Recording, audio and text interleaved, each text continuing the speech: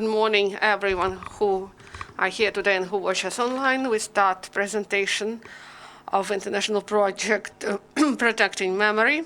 Our guests are Anatoliy Podolskyi, Director of Ukrainian Center for Holocaust Studies, and Vitaliy Bobrov, Coordinator of Educational Project Ukrainian Center for Holocaust Studies, and Mykhailo Tyaglyi, Research Fellow, Ukrainian Center for Holocaust Studies. So this is an international project that started 9 years ago in 2010. The initiative of this project is from the Ministry of Foreign Affairs of Germany, and this is the main institution that finances the project. At the first stage of the project, we had a partner, German partner, Berlin office of the committee. Now we have also German partner and the Center of Holocaust Studies from Ukrainian side, and the memorial of killed Jews of Europe. This is the fund from Berlin. This is our partner. And so 5 memorials were created in western Ukraine, in Lvivska, Volynska, and Rivnenska oblasts. These are the in Bahiv, near Kovil, near Ostrozhets, Rivnenska, and Kaselin, Mukachev region of Volyn Oblast. This was the first stage. These memorials were opened in 2015. So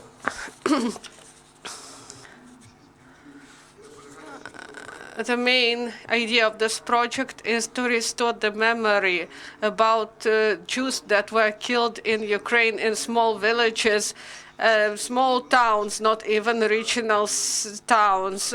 These are not big cities like Kharkiv or Lviv or Kiev, but we speak about small places, and there were 500 or 1,000 of people, but these places were forgotten, or there were Soviet monuments. For example, Jews were killed or Roma were killed, but they stated that these were Soviet citizens, and they didn't indicate that these were Jews. And we believe that this is an important component of this project. We should bring back the memory about those communities. We should bring this memory back about these people. We started the project in 2017. From the German side, it was financed by the Ministry of Foreign Affairs of Germany, the partner of our project. German partner is the fund, the memorial of Jews of Europe, and there are many specialists who work there, people who understand this topic, the topic of Holocaust in Europe. What is important here? Geographically, it is in Zhytomyrska and Vinnytska oblasts.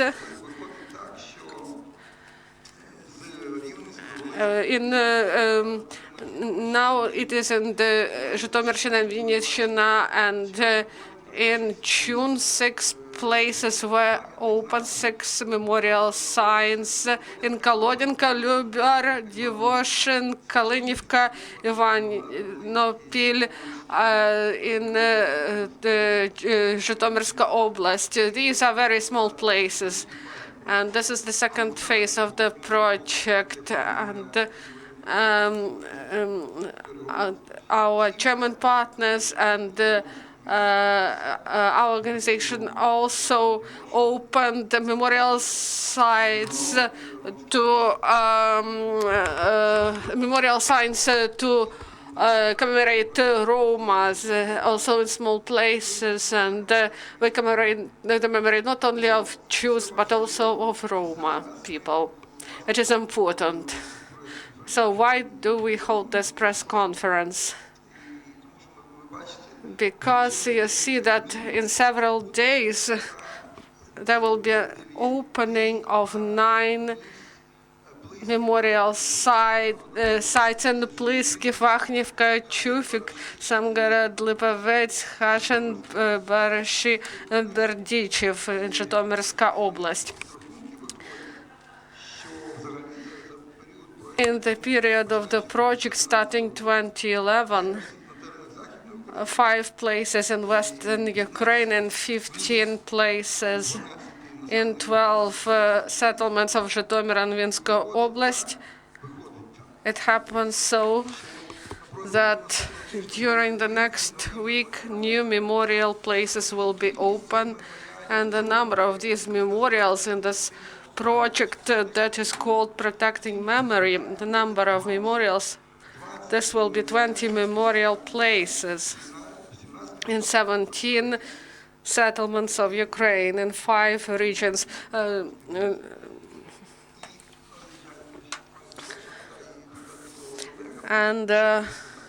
What I wanted to say is that this project has several components: architecture, research component, and educational component.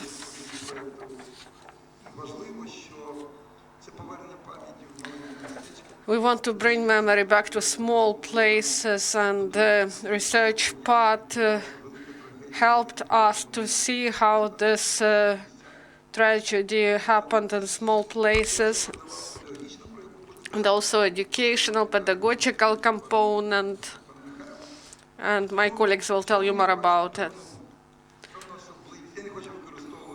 I do not want to use the term uniqueness. The importance of this project. For 9 years, our project really contributed, and we have many teachers, many people who work in our project, and this project provides understanding that not only a place and sign are important. We should work with people in these places. So territorial communities joined the project, local power and teachers joined the project. So people were killed, they were killed with big cruelty. And in Zhytomyrska and Vinnytska Oblast, Wehrmacht and German police and local police, they participated in these crimes. And these people were part of cultural landscape, part of life of these places, and now they are missing. And in Mykhailo, Samgaradka and Chukiv, people start to revive this memory. This is not only about putting these memorial signs. This is big pedagogical, scientific, and architecture work. Our young young architect, Anton Alinik, these people are really young. Irina Taras Savka is a young Ukrainian architect. They're about 30. These young people, they invented these architectural solutions. You see here, Plyskiv. These remembrance sites will be launched this week, next days. This is examples which are very serious. On the Ukrainian part, our center is a partner. We are responsible for educational and remembrance parts, but on the side of Germany, financing is provided. Germany is responsible for financing.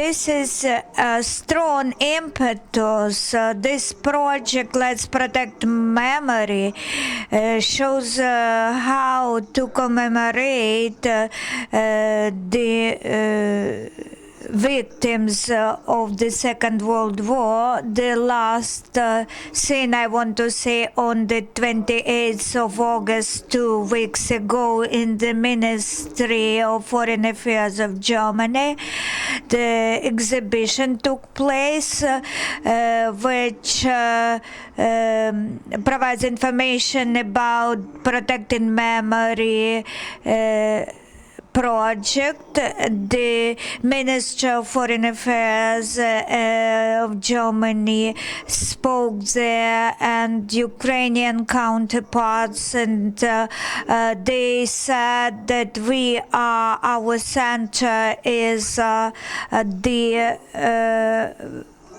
partner implementing the project, and financing is only from the German side, and it's a pity.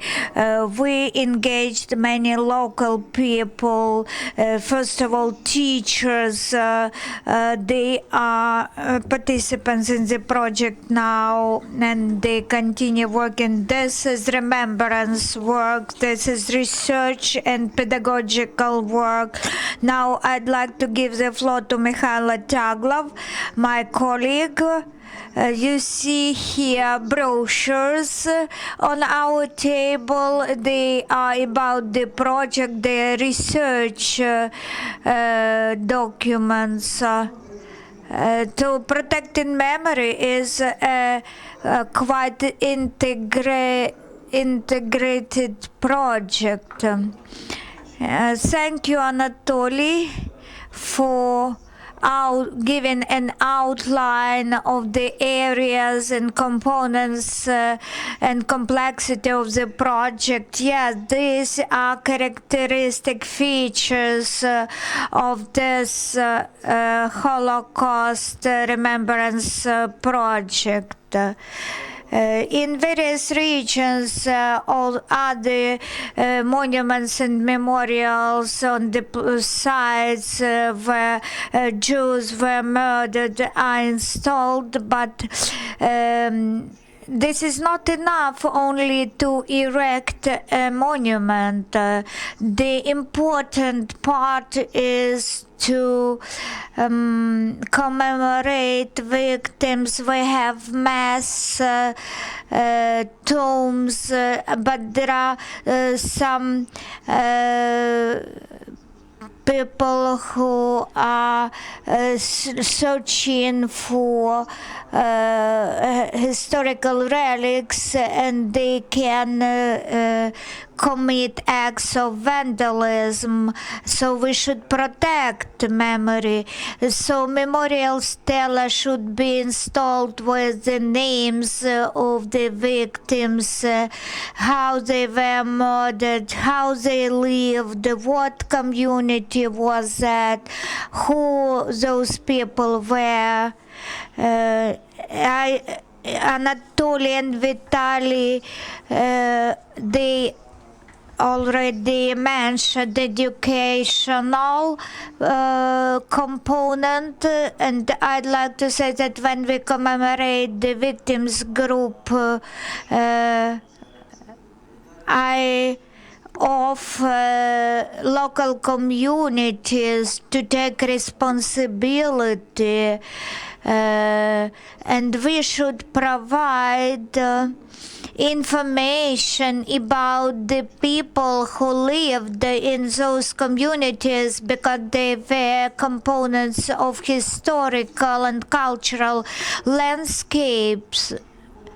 One of the levels of our work was micro-historic research. When we visit some settlements and we try to find info about the communities, about the histories, local research mostly do not give details of Jewish communities' history. That is why our goal was to try to reconstruct and the pre-war life of these communities, then the periods of escalation and violence and Holocaust itself. So what was the position of local population, how neighbors, Ukrainians, Poles, how they treated those persecuted Jews, whether they provided support, solidarity, or quite to the contrary, whether they took part in Nazi occupational regime events against Jews. I am not the only historian. We had a German researcher, Ray Brandon, who is the author of most of these brochures.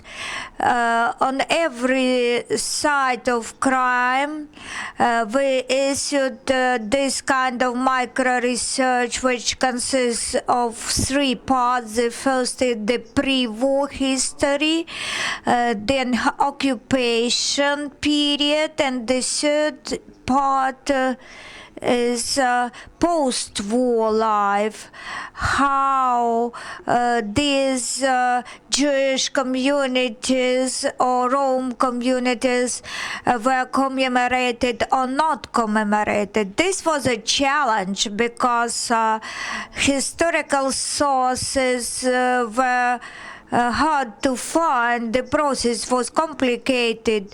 We looked in German archives, in Israeli archives, in the US archives, where we looked for trophy archive documents.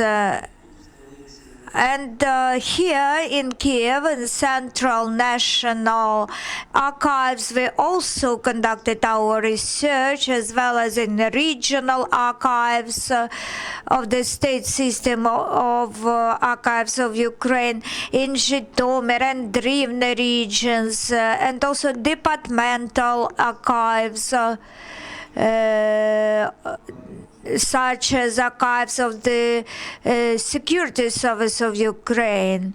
And now this service starts providing access to the wartime documents, and this extends our understanding of what was happening in the times of occupation. So Security Service of Ukraine archives helped to write these brochures. It was also a challenge because not always our archive system provides full and user-friendly access. For example, in Vinnytsia regional archives, we face the situation when most of occupational funds, this archive resources 15 or 20 years were in dangerous conditions.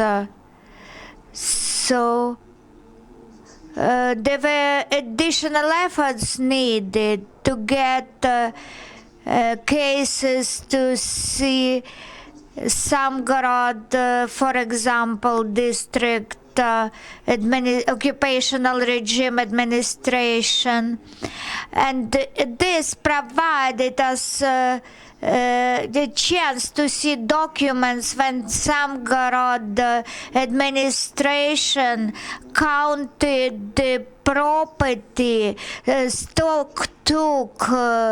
took stock of the Jewish killed Jews property items which they sold to other people. This provided information how Holocaust took place at this site. This is my brief speech for today, and I explained what documents we use, these sources, and these sources help not only in our research, we also want to invite teachers, lecturers to use them widely, because these sources of information are important for communicated Holocaust information to pupils and students of higher educational institutions. Now let me give the floor to Mr. Bobrov. Thank you, Mykhailo. Creating of this memorial and the commemoration and remembrance site is important, and this historical narrative is one of the first attempts when it starts and ends with the Holocaust history. So it is dedicated only to Holocaust. Whether anybody needs these brochures and this remembrance sites, will anyone visit these places? So the goal of the project was also to engage history teachers on sites as co-authors and participants of the project. We also invited community members on sites, because locally history teachers or librarians or people of old age who remember this history, they lack consulting and support. Often they lack understanding that someone else is interested in this information. So the goal of the project was to provide this support and consulting and creating the circle where researchers and teachers can not only use other authors' research, but to share their own research, to conduct their own research and use them in their local law museums. The teachers could choose the topic or aspect of history topic and role of Jewish community in pre-war or war period, and they could be exhibitions or brochures or mobile exhibitions.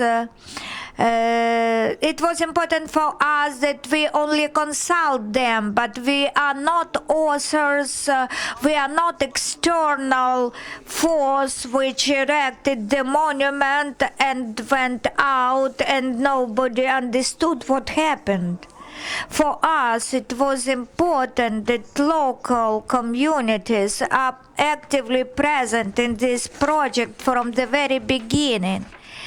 The materials of teachers are used in our brochures too.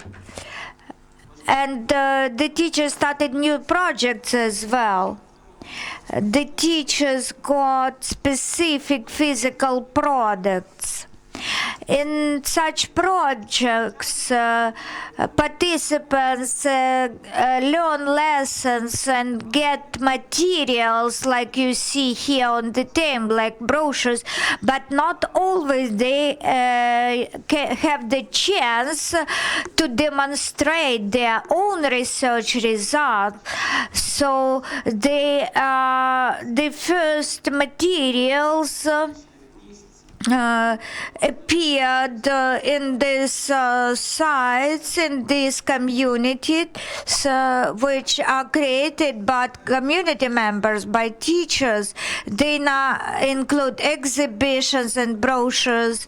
So this means that this topic is included now into the local landscape of memory, of remembrance. months, and the whole community is now aware that this topic is worth talking about. And there are now people interested in this history. Sometimes people, community members and teachers, they do not understand who are their audience. So teachers and school children, they became experts, and those listeners who like to hear these stories.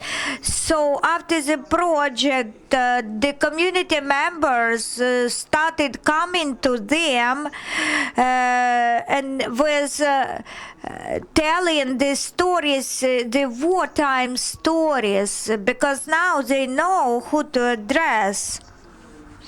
All ceremonies of opening the monuments and memorials, which start with Monday next week, they are the successful result, the outcome of our project, and they are organized by teachers and librarians on sites. They are organizers, they are script writers of these ceremonies.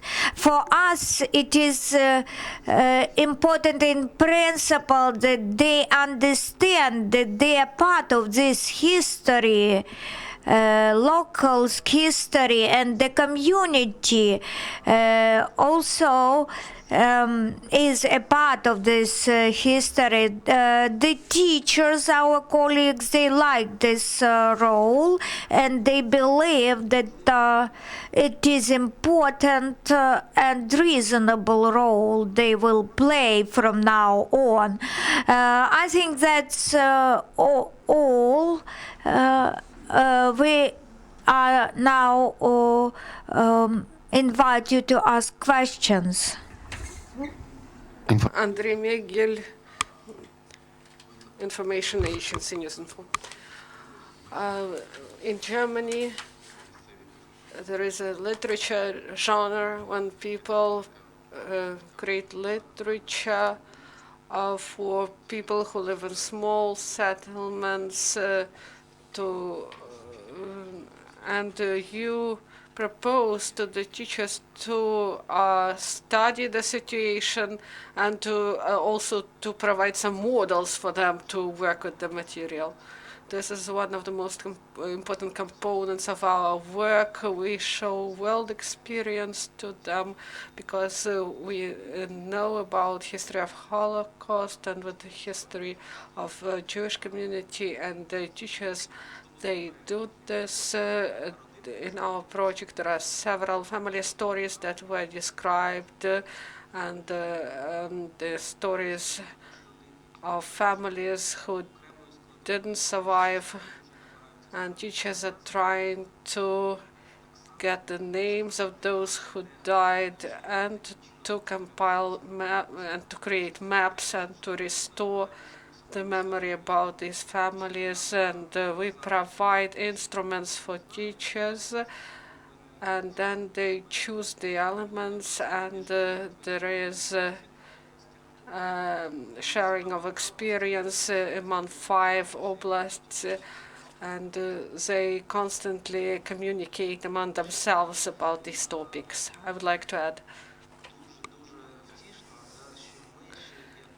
it is really good that we help to create horizontal links between modern communities in which this project is ongoing, and those relatives of the victims who survived, who live now in Israel or the US or in Germany or even in Australia.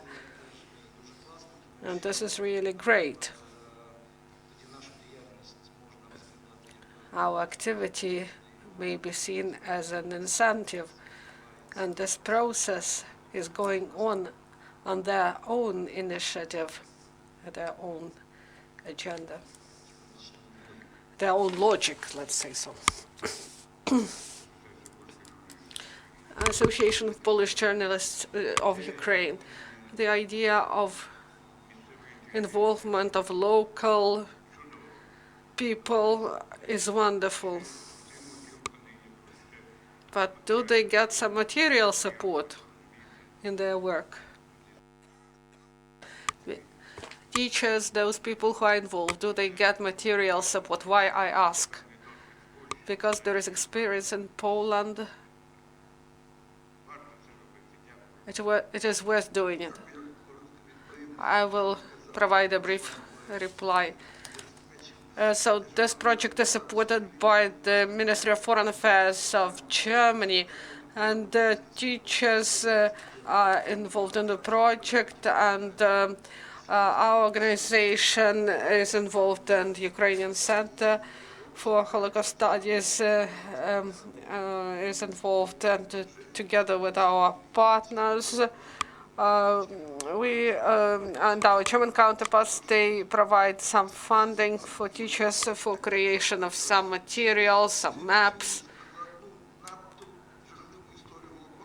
The story of Holocaust was terrible in those places. So the history is studied, and the history is brought back through this difficult topic.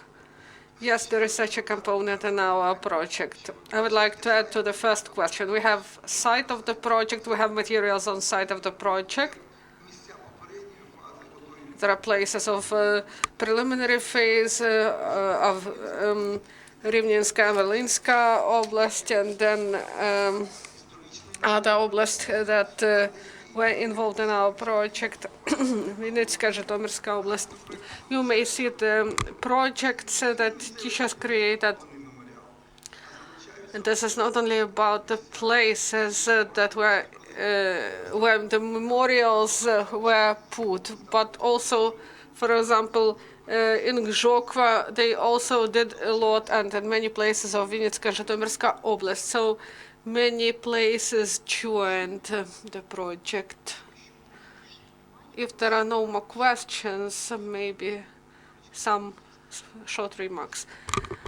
So first, I would like to thank all those teachers, librarians, and museum workers who, for many years, have been working, and they were involved in this project. And on the 16th and 19th of September, there will be opening ceremonies, and I believe you got press releases, and you who watch us online, you may find the reference to our site from the site of UCMC. So if you want to participate in the ceremonies, please contact us. Until Friday, you will be able to do it. Thank you. Thank you. This is the end of press briefing. If you like to speak with the speakers, you may do it off records.